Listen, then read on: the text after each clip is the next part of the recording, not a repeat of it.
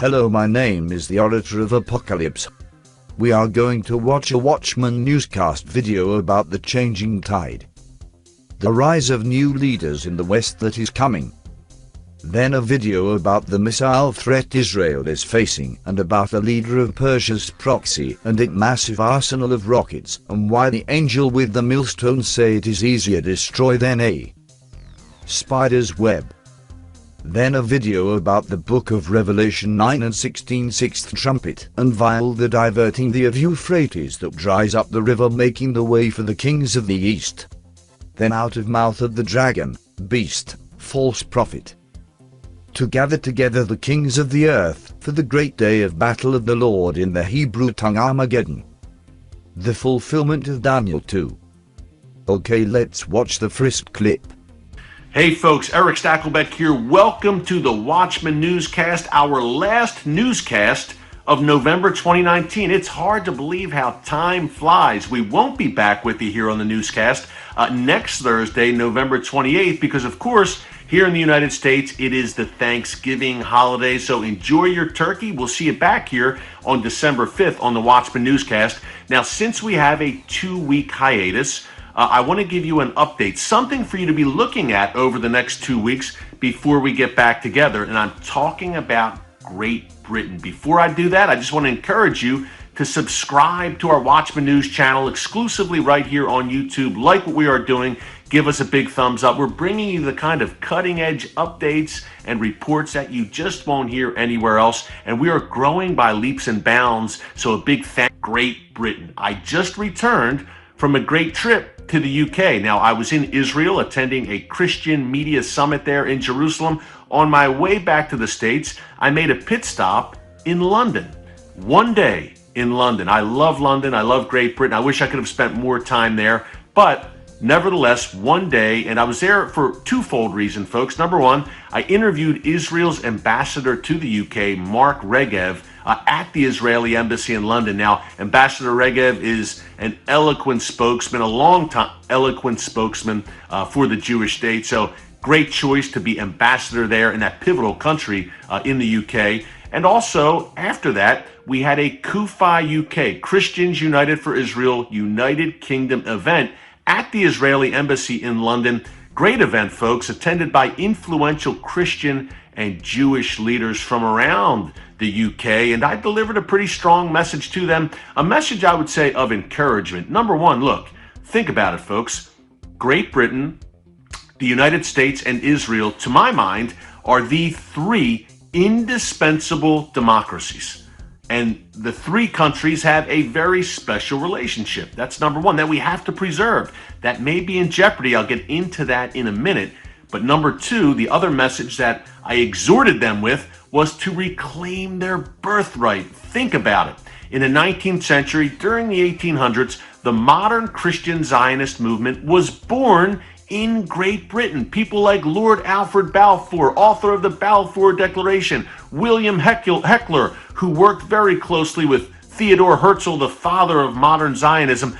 These Christian leaders, evangelical Christian leaders in the UK during the 19th century, had a pivotal voice in the rebirth of the Jewish state. And people like Benjamin Netanyahu and others in Israel acknowledge this, that there is a debt of gratitude to those Christian leaders from Great Britain, from the United Kingdom, and the voice they had during the 1800s. So I told these influential leaders who I spoke to 2 weeks ago, look, reclaim your birthright. And I think that CUFI UK is doing exactly that. Our UK arm is having great influence there and having a voice where it counts, especially now more than ever. My speech in London was for such a time as this, and I say that, and I mentioned earlier a minute ago about potential jeopardy in those indispensable democracies, the US, Israel, and the UK, and that relationship.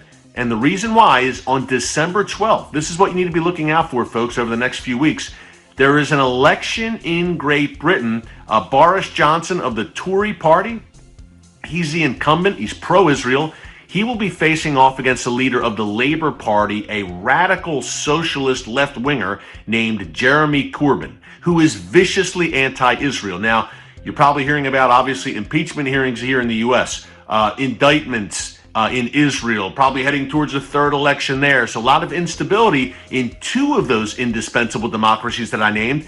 But that third democracy, Great Britain, if Jeremy Corbyn comes to power, wow, folks, that's a doomsday scenario for the UK-Israel relationship, and it would profoundly affect the US-UK relationship as well. Why?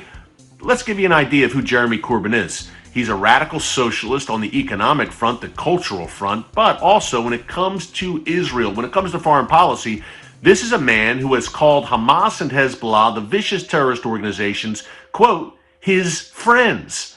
That's right. In 2012, he shared a stage with a Hamas leader, Khaled Mashal. In 2014, he laid a wreath at a memorial ceremony in Tunisia that was honoring the Palestinian terrorists behind the 1972 Munich Olympic massacre, in which 11 Israeli athletes were killed. Corbyn attended a ceremony honoring the terrorists behind that massacre. Folks, that's a tip of the iceberg.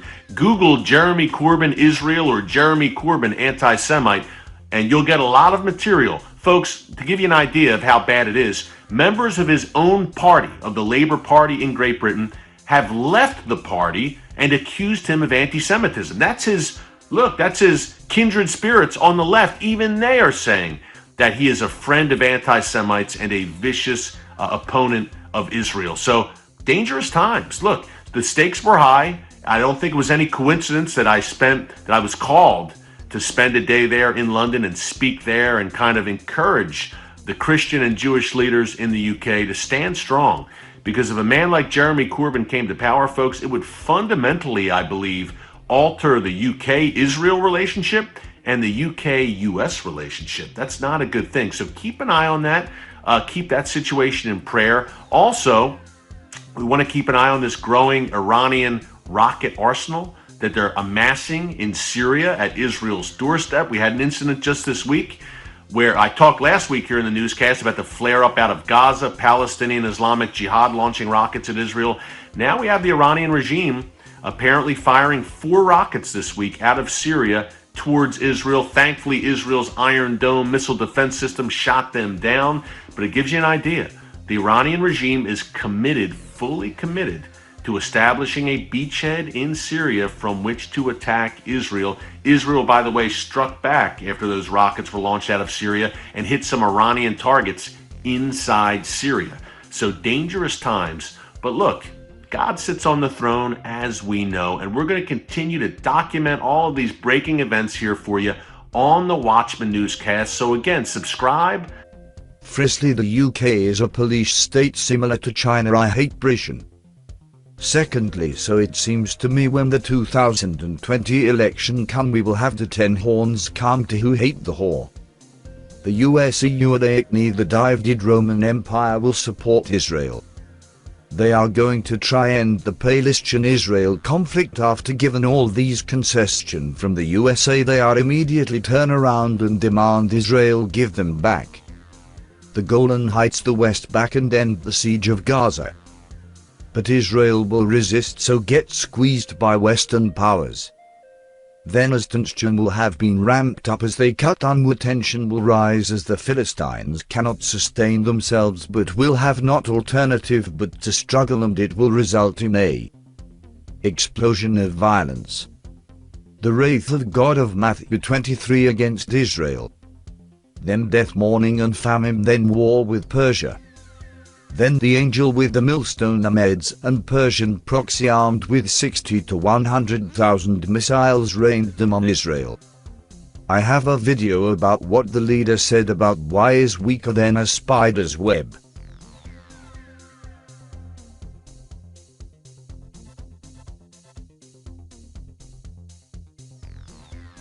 إذا جينا أخذنا هاي الخريطة أستاذ عماد، هاي فلسطين محتلة، الكيان الغاصب لأرض فلسطين التي يسمونها الآن إسرائيل.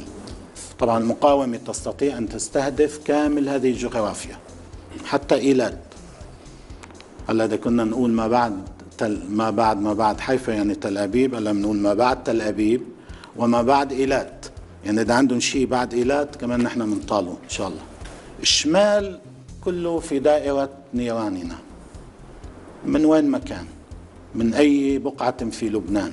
نحن نستطيع هذا الشمال وقد ما بدهم زمن، وكل المعلومات عن كل الأهداف هون العسكرية والأمنية والتكنولوجية والاقتصادية والصناعية و كل هذا موجود هون. لكن النقطة الأهم اللي بدي أحكيها هي هذا الشريط الساحلي. بشوف أنا حابب أقدم هذا الشيء للرأي العام ليعرفوا قديش إسرائيل أوهن من بيت العنكبوت. أولا جزء كبير من المستوطنين الإسرائيليين موجود وين؟ بهالمنطقة. هلا النص أكثر من نص شوي على حسب الإحصائيات، لكن شوف في بقلبه أهداف. هذا المربع اللي يعني في أحسن الأحوال بقلب المستطيل عنا 1200 كيلومتر مربع، ولا شيء يعني بقعة صغيرة، إنه إحنا ما عم نعمل معركة مع دولة كبيرة ومساحات ممتدة وملبكين من اللحق على كل الأهداف. موجود بقلب هذا المستطيل كل مراكز الدولة الأساسية، حكومة، مكاتب وزارات الحكومية، وزارة الحرب، قيادة الجيش، رئاسة الأركان، مطار بن غوريون دولي، مطارات داخلية، قواعد سلاح الجو، منشآت عسكرية تحوي أسلحة غير تقليدية. عندهم هون مصانع بتروكيميائيات، عندهم مصانع نووي بهذا. طيب مينائي تل أبيب وأسدود، مراكز الصناعات العسكرية، تجمعات الصناعات المدنية، المراكز التجارية الرئيسية، المراكز المالية الرئيسية، بورصة إسرائيل، محطات إنتاج الكهرباء المركزية، محطات تحويل الكهرباء الرئيسية، محطات استقبال وضخ الغاز، محطات معالجة وتحلية المياه 90% موجودين هون، مصافي تكرير النفط، حاويات النفط، كله وين؟ بهالمنطقة.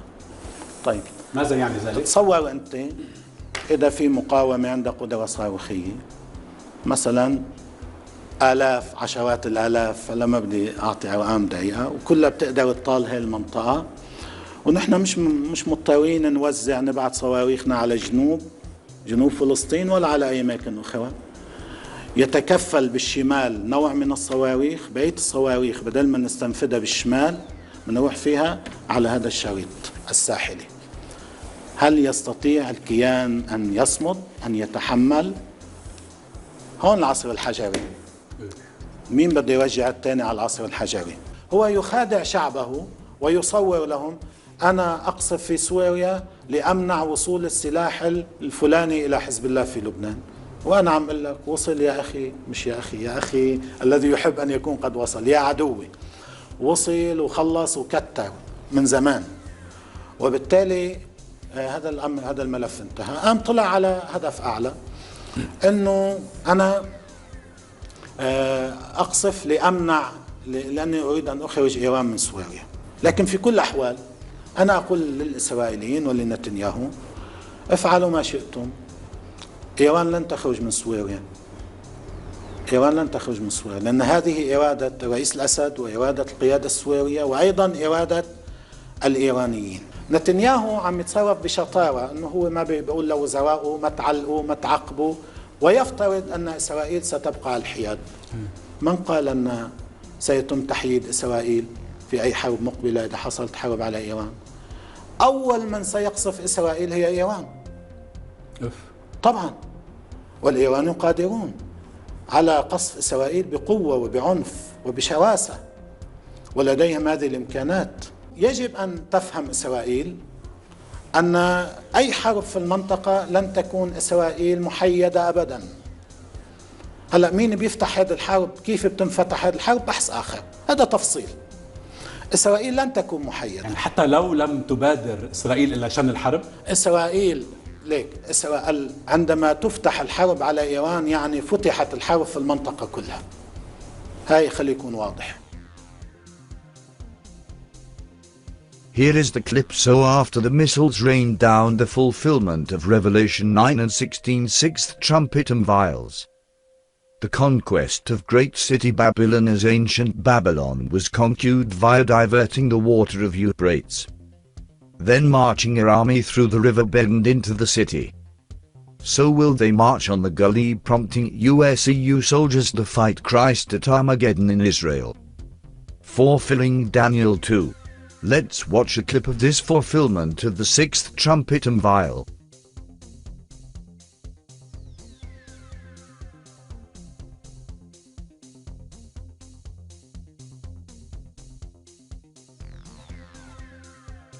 لو نحن نقرر الدخول إلى الجليل في حال حصول حرب على لبنان، ساعتها بنقول ندخل أو لا ندخل. يعني ما عم نحكي عن عمل ابتدائي مشان ندفع أي تهمة أو وهم يطلع حدا بكرة ويقول السيد بده يعمل حرب وعم بيهدد بالحرب. لا، هذا كله في السياق الدفاعي. هم لا يعرفون كيف سندخل، فوق الأرض، تحت الأرض، ننزل عليهم من السماء، من علو أمطار. قبل شوي كان إحدى الشاشات المحطات اللبنانية كانت عاملة تقرير عن الموتوسيكلات، هذا اللي بيطير مترين وثلاثة وأربعة، وإنه قال حزب الله عندهم خبرة بيطيروا على الموتوسيكلات. بكل الأحوال أنا شخصيا يعني ضحكت كثيرا عندما استمعت إلى نتنياهو وإيلازنكوت يقولون أن عملية الجليل وأن تهديد عملية الجليل قد انتهت بمجرد اكتشاف الأنفاق. يوجد أولا ثغرة جوهرية في هذا التفكير، لأن عملية الجليل لا تتوقف على الأنفاق، ويوجد أيضا ثغرة تفصيلية في هذا التقييم، وهو أنه من أين له أن يعلم أنه حقيقة تم اكتشاف كل الأنفاق. أمام الحرب التي يهدد بها الإسرائيلي، حرب التدمير والتهجير والتفجير، وتسمع ما يقولون، أيضا نحن من حقنا أن نلجأ إلى كل عناصر القوة. جزء من خطتنا نقول لك بصراحة، نعم، نحن في خطتنا الورقية والميدانية والتي نتدرب عليها ونناور عليها ونجهز لها ونرتب لها، ورتبنا لها، مش أنه نجهز لها خالصة يعني. نعم، جزء من خطتنا في الحرب المقبلة هو الدخول إلى الجليل، لكن الخطط تتفعل على ضوء مجريات الحرب. في الحرب نحن نقرر ندخل أو لا ندخل. أنا لا أريد أيضا أن أعطي الإسرائيلي معلومة قاطعة على هذا الصعيد، ولكن أنا أريد أن أؤكد له نعم، هذا جزء من خطتنا كما هو يخطط، وأنتم قادرون، ونحن قادرون على فعل ذلك إن شاء الله. So after the conquest of the Gully, we will see the fulfillment of Daniel 2. Thank you for watching, my fellow brothers and sisters in Christ. Lord God bless you.